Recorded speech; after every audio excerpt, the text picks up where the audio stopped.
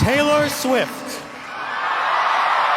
blazing singer-songwriter, producer, director, actress, pioneering and influential advocate for artists' rights, and philanthropist. You have brought joy and resolve to your hundreds of millions of fans throughout the world. One of the best-selling music artists in history, you have crossed genres, demographics, age groups, and borders of all kinds to touch lives around the globe. With 9 original studio albums, 2 re-recorded studio albums, 5 extended plays, 3 live albums, and 14 compilations, you have sold well over 100 million album units, earning awards and honors in every category. You have used the remarkable platform you earned to galvanize support for the Equality Act, to prevent discrimination on the basis of sexual orientation and gender identity. And you have spoken out, and you have supported initiatives to protect women and girls from harassment and sexual assault. You have donated significantly to victims of floods and tornadoes, for cancer research, literacy programs for children, and public education. You have fearlessly challenged the exploitation of music artists and successfully championed their right to be compensated for their work.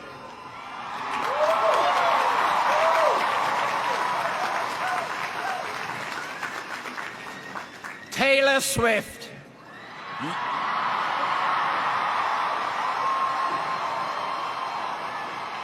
You are a role model across the world for your unprecedented talent and accomplishment, your fierce advocacy for protection of those facing discrimination, and your commitment to speaking out forcefully, eloquently, and effectively on behalf of all artists.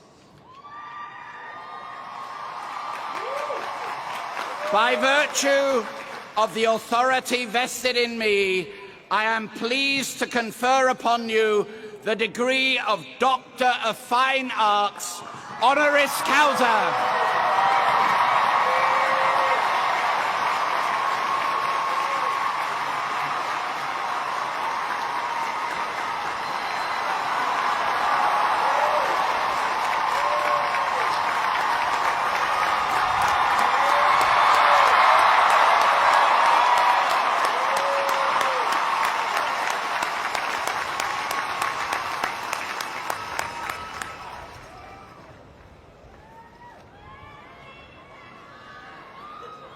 I am now pleased to introduce Taylor Swift, who will respond on behalf of the honorary degree recipients.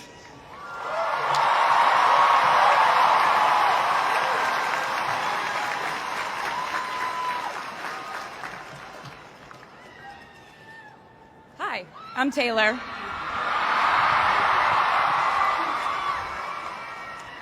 Last time I was in a stadium this size, I was dancing in heels and wearing a glittery leotard. This outfit is much more comfortable.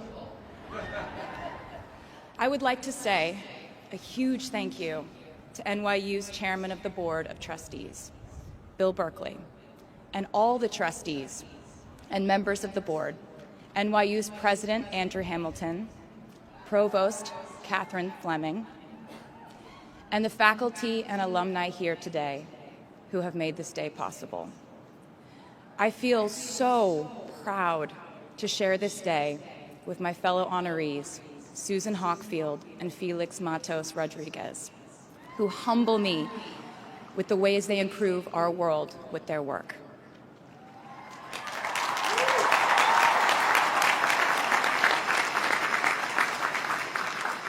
As for me, I'm 90% sure the main reason I'm here is because I have a song called 22.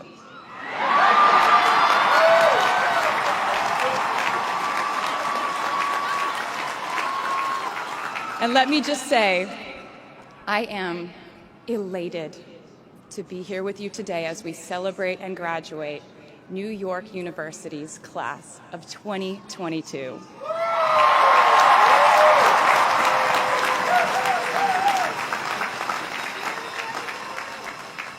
Not a single one of us here today has done it alone. We are each a patchwork quilt of those who have loved us, those who have believed in our futures, those who showed us empathy and kindness, or told us the truth even when it wasn't easy to hear. Those who told us we could do it when there was absolutely no proof of that. Someone read stories to you and taught you to dream and offered up some moral code of right and wrong for you to try and live by. Someone tried their best to explain every concept in this insanely complex world to the child that was you as you asked a bazillion questions like, how does the moon work?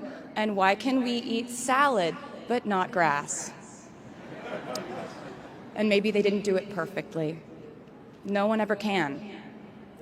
Maybe they aren't with us anymore. In that case, I hope you'll remember them today. If they are in this stadium, I hope you'll find your own way to express your gratitude for all the steps and missteps that have led us to this common destination.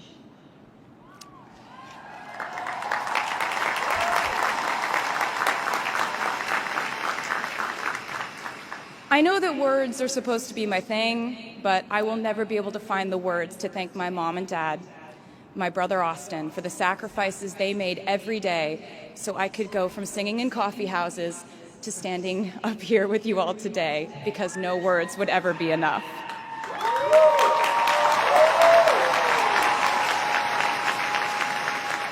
To all the incredible parents, family members, mentors, teachers, allies, friends, and loved ones here today who have supported these students in their pursuit of educational enrichment, let me say to you now, welcome to New York.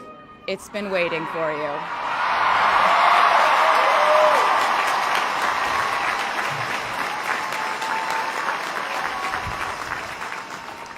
I'd like to thank NYU for making me, technically, on paper at least, a doctor.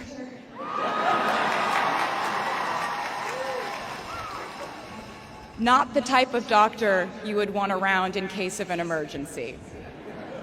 Unless your specific emergency was that you desperately needed to hear a song with a catchy hook and an intensely cathartic bridge section.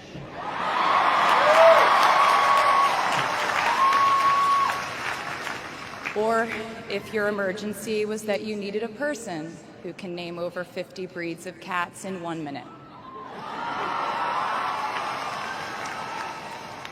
I never got to have a normal college experience, per se. I went to public high school until 10th grade, and then finished my education doing homeschool work on the floors of airport terminals.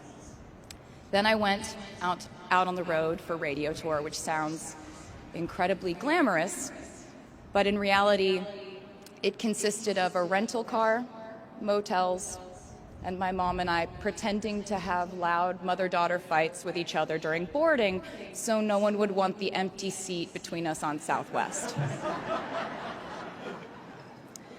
As a kid, I always thought I would go away to college, imagining the posters I would hang on the wall of my freshman dorm.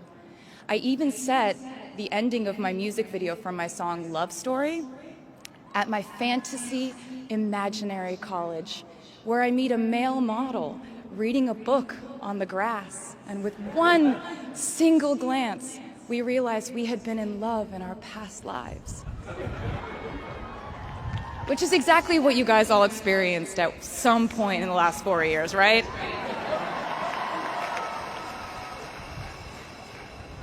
But I really can't complain about not having a normal college experience to you, because you went to NYU during a global pandemic. being essentially locked into your dorms and having to do classes over Zoom. Everyone in college during normal times stresses about test scores. But on top of that, you also had to pass like 1,000 COVID tests. I imagine the idea of a normal college experience was all you wanted too.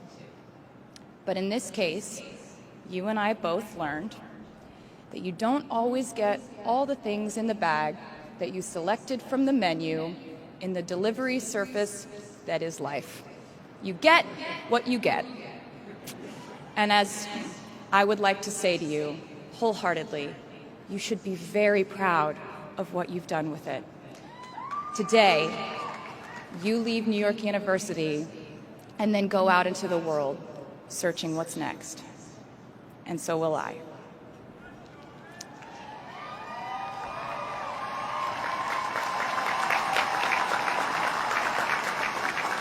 So as a rule, I try not to give anyone unsolicited advice unless they ask for it. I'll go into this more later. I guess I have been officially solicited in this situation to impart whatever wisdom I might have to tell you things that have helped me so far in my life. Please bear in mind that I in no way feel qualified to tell you what to do. You've worked and struggled and sacrificed and studied and dreamed your way here today. And so you know what you're doing. You'll do things differently than I did them and for different reasons. So I won't tell you what to do because no one likes that. I will, however, give you some life hacks I wish I knew when I was starting out my dreams of a career and navigating life, love, pressure, choices, shame, hope, and friendship. The first of which is, life can be heavy, especially if you try to carry it all at once. Part of growing up and moving into new chapters of your life is about catch and release. What I mean by that is knowing what things to keep and what things to release. You can't carry all things, all grudges, all updates on your ex, all enviable promotions your school bully got at the hedge fund his uncle started. Decide what is yours to hold and let the rest go.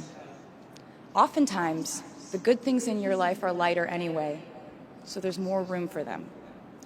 One toxic relationship can outweigh so many wonderful, simple joys. You get to pick what your life has time and room for. Be discerning. Secondly, learn to live alongside cringe. No matter how hard you try to avoid being cringe, you will look back on your life and cringe retrospectively.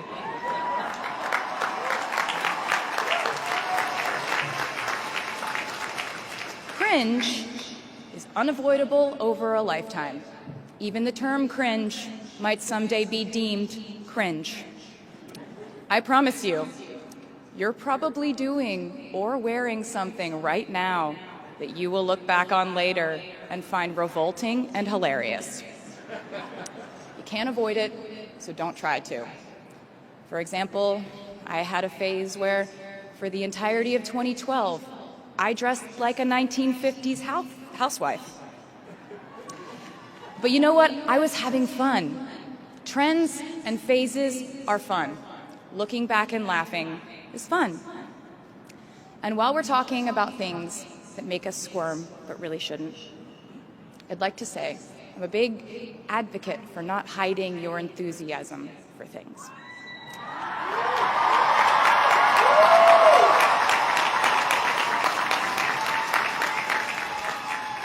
It seems to me that there is a false stigma around eagerness in our culture of unbothered ambivalence. This outlook perpetuates the idea that it's not cool to want it. That people who don't try are fundamentally more chic than people who do. And I wouldn't know because I've been a lot of things, but I've never been an expert on chic. But I'm the one who's up here, so you have to listen to me when I say this. Never be ashamed of trying.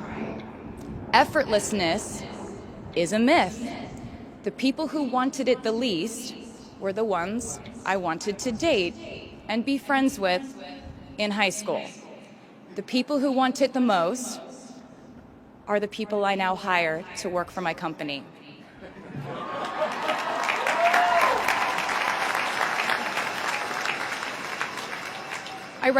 I started writing songs when I was 12, and since then, it's been the compass guiding my life, and in turn, my life guided my writing. Everything I do is just an extension of my writing, whether it's directing videos or a short film, creating the visuals for a tour, or standing on a stage performing. Everything is connected by my love of the craft, the thrill of working through ideas and narrowing them down and polishing it all up in the end, editing, waking up in the middle of the night, throwing out the old idea because you just thought of a newer, better one, or a plot device that ties the whole thing together. There's a reason they call it a hook. Sometimes a string of words just ensnares me, and I can't focus on anything until it's been recorded or written down. As a songwriter, I've never been able to sit still or stay in one creative place for too long. I've made and released 11 albums, and in the process, I've switched genre from country to pop to alternative to folk. And this might sound like a very songwriter-centric line of discussion, but in a way, I really do think we are all writers. And most of us write in a different voice for different situations. You write differently in your Instagram stories than you do your senior thesis. You send a different type of email to your boss than you do your best friend from home. We are all literary chameleons, and I think it's fascinating. It's just a continuation of the idea that we are so many things all the time. And I know it can be really overwhelming figuring out who to be and when, who you are now, and how to act in order to get where you want to go. I have some good news. It's totally up to you. I have some terrifying news. It's totally up to you. I said to you earlier that I don't ever offer advice unless someone asks me for it, and now I'll tell you why. As a person who started my very public career at the age of 15, it came with a price. And that price was years of unsolicited advice. Being the youngest person in every room for over a decade meant that I was constantly being issued warnings from older members of the music industry, media, interviewers, executives, and this advice often presented itself as thinly veiled warnings. See, I was a teenager at a time when our society was absolutely obsessed with the idea of having perfect young female role models. It felt like every interview I did included slight barbs by the interviewer about me one day running off the rails. And that meant a different thing to every person who said it to me. So I became a young adult while being fed the message that if I didn't make any mistakes, all the children of America would grow up to be perfect angels. However, if I did slip up, the entire earth would fall off its axis, and it would be entirely my fault, and I would go to pop star jail forever and ever. It was all centered around the idea that mistakes equal failure, and ultimately the loss of any chance at a happy or rewarding life. This has not been my experience. my experience has been that my mistakes led to the best things in my life. And being embarrassed when you mess up, it's part of the human experience. Getting back up, dusting yourself off, and seeing who still wants to hang out with you afterward and laugh about it, that's a gift. The times I was told no, or wasn't included, wasn't chosen, didn't win, didn't make the cut, looking back, it really feels like those moments were as important, if not more crucial, than the moments I was told yes. Not being invited to the parties and sleepovers in my hometown made me feel hopelessly lonely. But because I felt alone, I would sit in my room and write the songs that would get me a ticket somewhere else. Having label executives in Nashville tell me that only 35-year-old housewives listen to country music, and there was no place for a 13-year-old on their roster, made me cry in the car on the way home. But then I'd post my songs on my MySpace. And yes, MySpace. And I would message with other teenagers like me who loved country music, but just didn't have anyone singing from their perspective. Having journalists write in-depth, oftentimes critical pieces about who they perceived me to be made me feel like I was living in some weird simulation. But it also made me look inward to learn about who I actually am.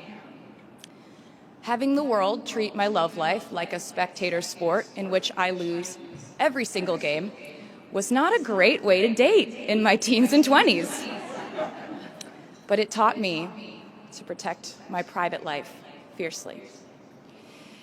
Being publicly humiliated over and over again at a young age was excruciatingly painful, but it forced me to devalue the ridiculous notion of minute-by-minute, ever-fluctuating social relevance and likability.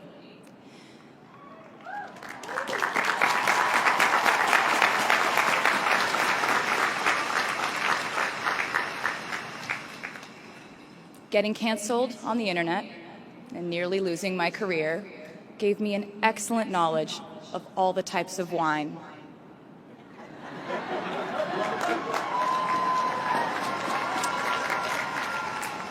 I know I sound like a consummate optimist, but I'm really not.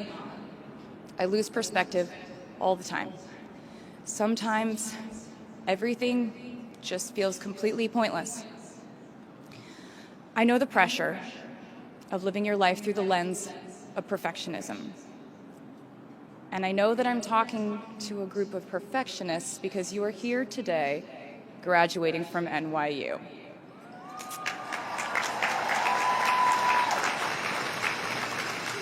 So this might be hard for you to hear.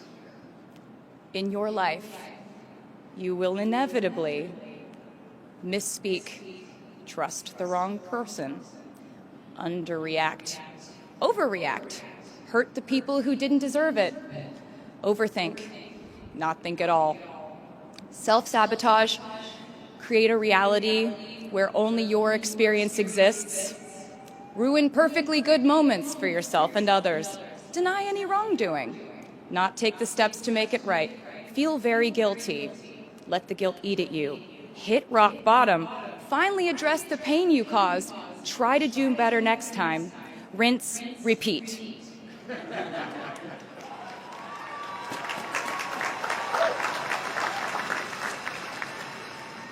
And I'm not going to lie. These mistakes will cause you to lose things. I'm trying to tell you that losing things doesn't just mean losing. A lot of the time, when we lose things, we gain things too. Now you leave the structure and framework of school and chart your own path. Every choice you make leads to the next choice, which leads to the next, and I know it's hard to know which path to take. There will be times in life where you need to stand up for yourself, times when the right thing is actually to back down and apologize, times when the right thing is to fight, times when the right thing is to turn and run. times to hold on with all you have, and times to let go with grace. Sometimes the right thing to do is to throw out the old schools of thought in the name of progress and reform. Sometimes the right thing to do is to sit and listen to the wisdom of those who have come before us. How will you know what the right choice is in these crucial moments? You won't. How do I give advice to this many people about their life choices? I won't. The scary news is you're on your own now. But the cool news is you're on your own now.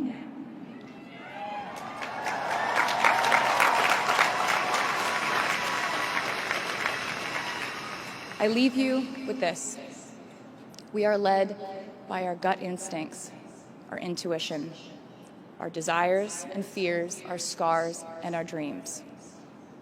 And you will screw it up sometimes. So will I. And when I do, you will most likely read about it on the internet. Anyway, hard things will happen to us. We will recover. We will learn from it. We will grow more resilient because of it. And as long as we are fortunate enough to be breathing, we will breathe in, breathe through, breathe deep, and breathe out. And I am a doctor now, so I know how breathing works. I hope you know how proud I am to share this day with you. We're doing this together, so let's just keep dancing like we're the class of 22.